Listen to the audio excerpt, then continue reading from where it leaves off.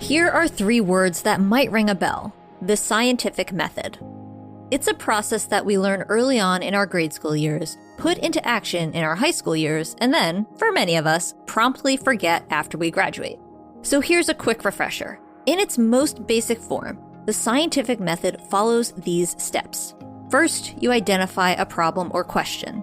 Then you hypothesize a solution or outcome. From there, you design and run an experiment to test this prediction. And finally, you analyze the results from your test to see if your hypothesis was correct. The scientific method is the basis of all scientific thinking. But even when we don't recognize it, this process is also the basis of human thinking. Every day, we hypothesize, test our hypotheses, and draw conclusions. It's easy to see how this same process can be and should be applied to a growing business. And it's a methodology that today's guest has leveraged time and time again. Math in general, you start with a problem and you know the solution, and it's up to you to figure out the stuff in between in the most efficient way possible. And that is entrepreneurship. To the T, that is what startups are like. You have a problem, you know where you need to get, and you have to figure out how to get there. And leveraging the scientific method, which is just a hypothesis-based single variant test, is critically important in the world of software and technology and online businesses. That's Adam Callinan, the co-founder and president of Bottlekeeper, a company producing an innovative insulated bottle designed to keep glass bottles and aluminum cans cold. Since its founding, Bottlekeeper has skyrocketed. Today, it is a multi-million-dollar company consistently growing dramatically year over year. But it didn't start that way. Early growth was slow, and it took careful testing and iterating again and again to achieve the success the company has seen. So what tools and mindsets did Adam and his co-founder lean into in those first couple of years that set them on this road to success? And what have they changed since launching that's continued to allow them to grow far more than they ever could have imagined? Find out on this episode of The Journey.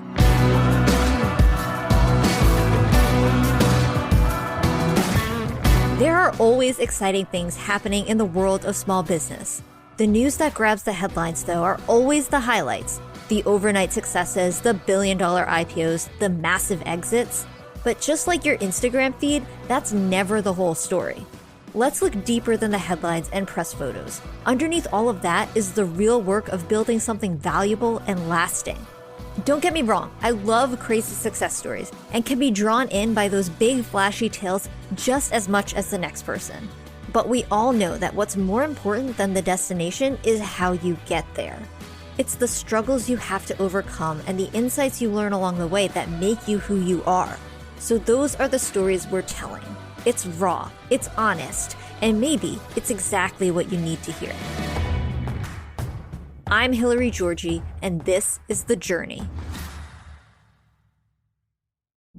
So, anyone who owns a small business knows what the difference between surviving and thriving feels like. And obviously, we all aim to thrive. That's why we're excited about our latest partnership with UPS. Our listeners know that whether you're moving your business online or getting into new markets or just trying to make things run faster and more efficiently, small businesses are up against a unique set of challenges. That's why UPS designed innovative tools just for small businesses that are made to help take you to the next level. Learn more about how UPS can get your small business moving forward at ups.com/pivot.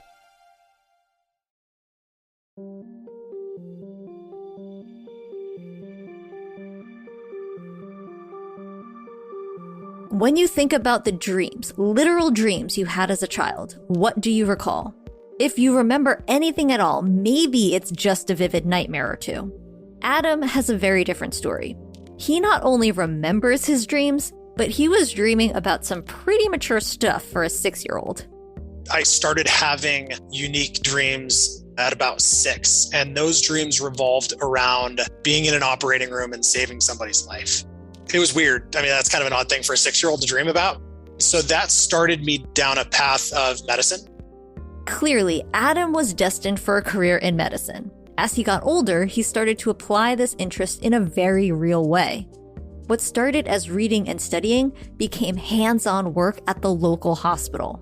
I grew up in Flagstaff, Arizona, which is small. At the time, there was one hospital. So Flagstaff Medical Center, we had a family friend that was the head of the ER. And through family stuff, it got a hold of my interest in medicine. It was weird. I was reading EKG books at 12, but I did get access because this gentleman was the head of the ER. He sort of let me go into places that there's no way I should. I mean, you wouldn't be able to do this stuff now. I probably should have been able to do it then. So I spent a lot of time in ERs, and that got me exposed to surgeries, and got a nursing degree when I was 16. Adam's formative years were very unique, to say the least. But his interests didn't start and end at the hospital. He also spent a lot of time tinkering and building and designing fun side projects. While I was also doing that, I was also breaking things and taking them apart and trying to figure out how to put them together, from old stereos and boomboxes to motorcycles. And my grandfather, Papa Lee, was a huge role in my life early on. He was like the wacky inventor. And he had 1,000 ideas, and he'd go and execute 1,000 ideas, and not a single one ever worked. But he was so much fun and so impactful in me early on. The time he spent with his grandfather and the time he spent at the hospital taught Adam another important lesson that would stick with him throughout the rest of his life and career. That time is the most precious resource we have.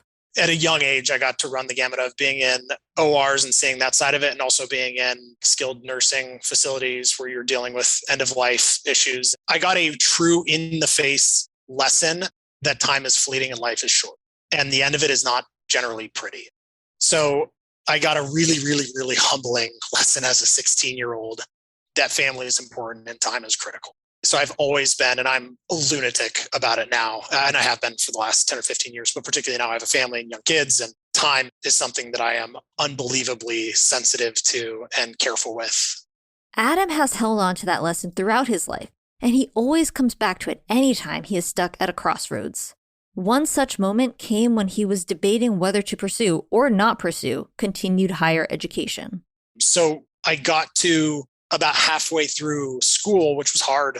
My degree was, I loved it, but it was really quite challenging, and had this realization that what I wanted to do at the time, I wanted to be a heart, chest, lung surgeon. That path would have had me getting out of school, medical school, the residencies, all the things that go with that, at about $35.5 million in debt. And at the age of 20, halfway into the degree in the program, I don't know what happened, or I grew up or something, but that just got less appealing. I got really sensitive to time, and I wasn't super interested in pushing the things that at that point in my life were important to me off by a decade or more.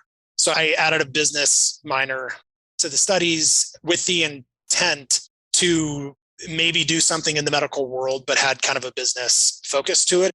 After graduating, Adam found work as the first salesperson at a medical device company in the early stages of the business.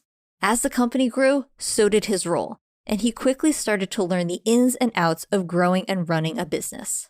I got a lot of chops of hiring and firing and building process around teams. We had figured out how to get private insurance companies to pay for things that they didn't want to, but were legally obligated to. That was developed just internally to get insurance companies to pay their bills for our services. But it worked really well and ultimately became its own company. Adam pivoted into this new, very young startup where he not only saw quick growth, but began to understand how a different type of business model could unfold. That was a light bulb sort of moment, because the medical device company was labor intensive, and it was warehouses and delivery vehicles and salespeople and technicians and all sorts of stuff. And the other piece, which became largely a technology, was a handful of people in cubicles executing documents. And it was a bigger, more powerful entity in a really short period of time with almost no overhead. So that was a really big light bulb. As Adam continued to build this new business, he became frustrated with the rigid work structure. His in-person, on-site time commitment was more than he ever wanted, and he was eager to find or create a job that was far more flexible. Ultimately, Adam decided to sell his position in the company and began focusing on a different project, creating a wine app, a pursuit that drew on a previous interest he had while at college. But while Adam was busy flying solo in the land of vino, his cousin came to him with a different idea. In 2013, my cousin, Matt, had just come up with this concept for Bottlekeeper, sitting on the beach. He just prefers bottles, and he's has that flash of whatever you want to call it, and sees people drinking water bottles and says, why can't I cut one of those in half and jam it with neoprene koozie, and put a beer bottle inside? I said, well, that's kind of cool, but where do you sell that? Spencer's for $7? Like, that's not a business. I thought it was a great idea. I didn't immediately see its potential at all. He wasn't fully convinced. As scientifically minded as Adam still was, he knew it would take some testing and proof of concept before he felt confident that there was a business to be built out of this one idea for a product. So how did Bottlekeeper go from possible novelty item to doing millions in sales and seeing massive growth year over year?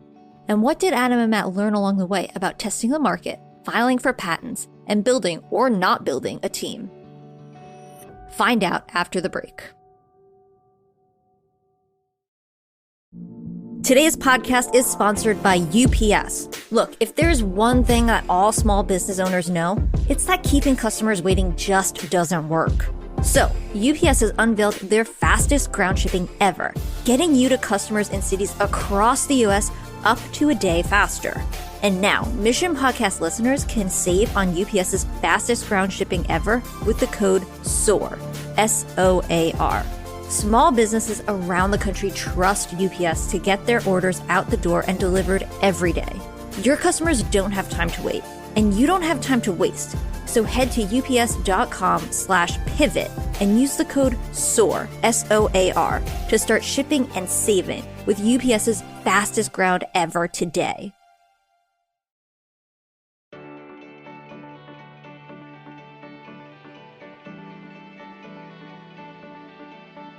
Adam and Matt not only had a unique vision for a new kind of insulated bottle, they also had a distinct idea of how they wanted to run and scale their startup. They wanted to build a business that had near zero overhead and would provide them flexibility on where and when they worked. They had a vision of a company that could be scaled through automation and technology and not through employees. I got to leverage a ton from what I learned about going from the medical device, very labor intensive, to suddenly this sort of technology-like piece that was significantly less labor intensive, but drove more revenue, certainly more profitable revenue, and got to leverage that into Bottlekeeper, which I sort of went off the deep end on with respect to leveraging technology and automation and trying to build a company with no employees. But before they would be ready for a lot of technology, they first needed to test the market to see if this business was even viable. Adam set up a website, began investing in ads, and made a video demoing the product. I followed a lot of the lean startup type methodologies, which have a lot of scientific method applied to them just sort of by default. And I shot a video on the beach by our house. We put up a landing page. I think at that time it was just pictures, like I hacked up. I was terrible at the stuff. Like on Photoshop 2013, hacked up some terrible photo that kind of showed what the product was. And we put up a landing page and collected emails and spent a couple $100 on Google just to see if people would go to the site and be like, hey, that's interesting. Here's my email. And it worked well enough to say like, okay, well, fine. We'll go to the next step. After that, Adam and Matt decided to further test the waters, this time through crowdfunding. They made their product available for pre-order on Fundable, and within 60 days, they had far exceeded their sales goal. Our thing was, look, if we can sell $5,000 worth of products to complete strangers, it's worth going to the next step and actually make the product and see if there's a business here. And so our goal was set at that. We sold 13,000 something worth, so we blew past that. But even with customers on board, scaling was still a bumpy ride. They had proven a market was there, but actually marketing to the audience would require even more testing and iterating. It's not like we took off by any stretch of the imagination. We shipped that product. We set up some pre-orders to try to get more sales, but we didn't know how to market. So we fumbled along for months and months and months while I was still trying to do other things. Like I had started this venture fund, which was a terrible idea. Matt was still operating a business with his family that he went into and started with his dad out of college. I was doing the marketing stuff using Facebook, and you just kept tweaking and tweaking and tweaking and tweaking. And then we got really, really lucky that in that summer of 2014, Facebook launched their video ad platform, and that changed everything. Our products, even through today, you have to see them in action. That literally changed everything. I shot a video on a lifeguard tower by our house in Manhattan Beach, put it on Facebook, and it exploded. But exploding comes with its own costs. Besides having to learn how to quickly make and ship thousands of incoming orders, the attention they drew from customers also attracted the attention of competitors. Luckily, Adam and Matt had planned for that to happen. Years before, in late 2012, Matt had filed for a provisional patent on the design. For those that don't know, a provisional is basically a placeholder. It's not a patent. You can call it patent pending, but it's basically a placeholder in line that gives you the ability to, within 1 year, file a real patent. And it basically takes your filing date back to when you filed the provisional, which becomes important when you get to dealing with infringement. The other perk of a provisional patent is that it only costs a couple of grand to secure, whereas filing for an actual patent costs about 10 grand. This gave them runway to save money before filing for the actual patent the next year. But securing the official patent wasn't an automatic or immediate process after filing. It took years for the patent to work its way through the system, and it cost their small company more than $50,000 in legal bills to try to speed up the process. That upfront cost they could afford. But when they finally got the patent, the cost to enforce it hit them hard. That's the worst part of, frankly, of operating a business like this. You can't get a patent and not enforce it. You might as well just not get the patent. It has no value if you don't enforce it. Because we had some early success, the world, China, knew who we were and were making knockoff versions of our products and selling them by the hundreds on Amazon. The only reason it got better is because we then had to go and sue a bunch of small companies in order to get what's called a consent judgment out of settlements. A consent judgment is a court order. That cost $500,000 in the first year. And that is not an insignificant amount. That is literally why we didn't grow from 2016 to 2017. It had to go into suing 10 companies that are being operated out of somebody's basement, tiny companies, that they can't fight. And then doing settlements, and it takes months and months. I mean, it literally took years, but it sucks the life out of you. It wasn't an enjoyable process. Legal filings hardly are. But by putting in that time and money early on, today they have the legal backing and systems in place to shut down copycats a lot faster. It's a game of whack-a-mole, but they're just good at whack-a-mole. And the more you do it, the longer you do it, the less moles there are to whack. Moles whacked and marketing strategy working, Adam and Matt were now leading a multi-million-dollar company. But there's only so much a two-person team can do. And as they grew, they began to see gaps in their systems. My deal with this company, which certainly changed over the years, I didn't want to have a team. The intent was to build a company that we could scale without needing to have a team of people doing it. So we outsourced, we automated, we leveraged the hell out of technology, every way that we could figure out how. Going back to science, we knew where we were and we knew where we needed to be. Then it was go find the things that will connect and talk to each other. That was in the foundation of the whole concept was if something comes up and it's an opportunity and it's going to require us to hire people, we're going to say no to it. And that happened a lot relatively early. But because of that, I also over-automated. There were early hiccups in the automation process, including near disastrous issues with shipping and fulfillment as they tried to iron out how their technology communicated with each other. Luckily, Adam and Matt were able to solve those problems and build a system that worked, and worked for a while. But as they grew, new problems started to arise.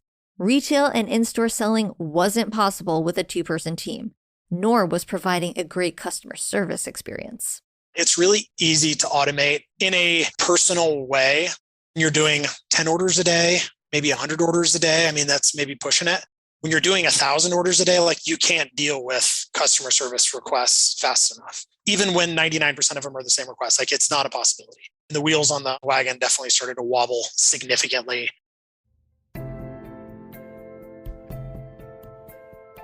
Adam and Matt slowly began to bring in new team members.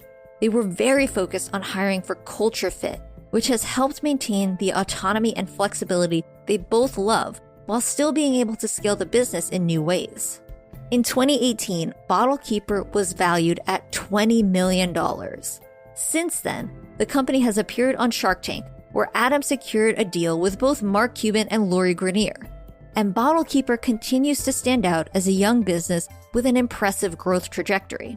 But even after all that, Adam would still tell you that it always comes back to the scientific method. It was that thought process that not only allowed them to find new marketing channels that worked, but also helped them reevaluate their assumptions about how they wanted to grow the company. Everything in business is just a hypothesis ready to be proven or disproven. There is no prediction that fits every business, or fits a business at every point of its growth. You do really get to do it however you want to do it. You literally get to create and start from nothing and build and mold however you want it to be. It doesn't have to be traditional. It doesn't have to be the way your parents taught you. It doesn't have to be the way your friend John down the street did his. So just make life easier and make it up as you go. Whether it's planning several steps ahead to prove a business model or file for a patent, or rethinking how they've operated since day one, Adam reminds us that there is no right way to run the experiment that is entrepreneurship. From finding his way into operating rooms as a kid, to becoming a nurse as a teenager, to branching out into business and later starting his own company, Adam certainly has made it up as he's gone along. But while he could always steer the ship in any direction, it was the right logical, scientific mindset that helped turn those decisions into a path of success.